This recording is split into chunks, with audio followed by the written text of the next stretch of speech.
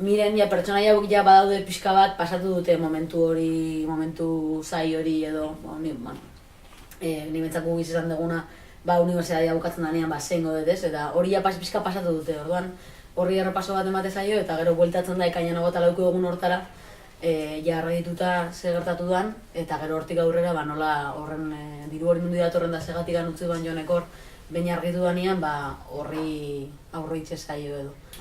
Jonen eta Miren arteko harremanan sinbola beste bat izan ziteken, baina nik uste sobreana bazala, dirua izatea, nolabait lotzen dituan hori, igual esangoratxua dela, ez dakit. Bueno, ordain dugu hori, ez? Bi personaje nagusi, esan behar dugu, idazketa luze okiezula gero sartuko geha hortan, baina, pixkat apuntatu duzu egituran, ez? Liburuan egitura zein dan.